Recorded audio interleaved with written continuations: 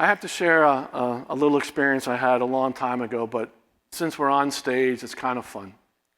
In my first book, No Excuse, I share with the reader my first jump at airborne school. Everybody know what airborne school is? Yes, you do. It's when you jump out of perfectly good aircraft. Okay. And Fort Benning, Georgia. Hooah, hooah. Okay.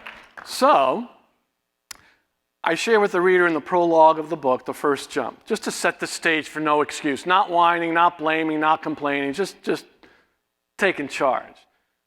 So at airborne school, you have 3 weeks of training, ground week, tower week, and jump week. And I'll abridge the little story here. Jay was the first one of what's called the manifest to jump. So I had the privilege of what's called standing in the door. Now in the military, it's called a static line jump. So you have a line attached to a cable in the plane that's attached to your parachute. Once you exit the aircraft, you get into what's called a tight body position. You tuck your chin, you grab your reserve parachute in front of you, and you count 1 1,000, 2 1,000, 3 1,000. And at that point in time, you're supposed to feel the force of the parachute being pulled out of your pack. We also only jump from about 1,250 feet. That's not a lot of altitude to react to something in case you have what's called a malfunction. Okay, right? It's about 6 minutes to go before we jump. A little alarm goes off on the plane. Everybody else, wake up, because everyone's just passed out from the training. Next command is outboard personnel stand up, they stand up, inboard personnel stand up, they stand up, and then come together and they yell hook up, and you take your cord, hook it to the cable in the plane, and then you shuffle to the door. Well, being the first one selected to jump, I'm the first one to reach the door. Of course, the most fearful thing is when the door opens up, because then you begin to doubt why you decided to do this in the first place, okay?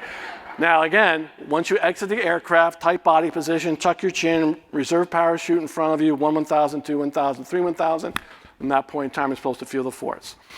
So before we jump, last person in each line does a little equipment check. And so he checks, you have about 20, 30 on either side of the plane, you jump out alternately. So the last guy in each line checks the equipment of the guy in front of him. Once he thinks everything's okay, hits him in the rear and yells, okay. So I hear from the back of the plane, okay, okay, okay, okay. We're up the line. Boom, I'm the last one to get okay. I point to the jump master right next to me. I go, all okay, and he goes, stand in the door. And you literally step up. Plane's flying now, the ground's going by. Left foot about halfway outside the bottom edge of the door. You squat down, right hand, left hand outside either side of the door, and you look straight ahead getting ready for the command go. Now as I'm standing there on my right, on the inside of the plane, it's got a little street light contraption. Red light, green light. Red light's on, you don't jump. Green light goes on, you go. They keep it simple, okay? On my left was this human being guy called the jump master. A little shorter than me, a little stockier than me. The primary reason he is there is in case the green light goes on and I don't want to. They literally, when I was going through, they literally would throw you out of the plane. They weren't coming up going, hey, can I get you anything? So, by the way, you're being given a handout, which is very nice of them to print out, just as a resource and a reference for our time together. So here we go. First jump ever. Set the stage for No Excuse. Here we go. Green light goes like that. 1 1,000, 2 1,000, 3 1,000, 4 1,000, 5 1,000, 6 1,000. I didn't feel the force of the parachute coming out of my pack. Found out later I didn't exit the aircraft tight enough. I was a little loose. But what happened was when I left the aircraft, my body went one way, the parachute did deploy, but the lines immediately twisted in the opposite direction. So the thing of a parachute, if my body's going counterclockwise, the lines are going clockwise, it formed a corkscrew effect. I can still vividly remember hearing this, a zip, and at the end of the zip is when the lines reached the apex of their entanglement, hit the back of my head. My chin got thrown into my chest. I couldn't get my head up to see what was going on. Of course, the lines being twisted, what else was twisted but the parachute, couldn't fill with air. So I had a streamer, and I was falling to the ground rather than floating gently. Now, the reason I use this in the prologue of the book, because it does work, is while I am literally plummeting to my death, am I going to whine about it? Make an excuse? You know, if I land and find out who in the heck was in charge of this operation, I'm going to report them. What?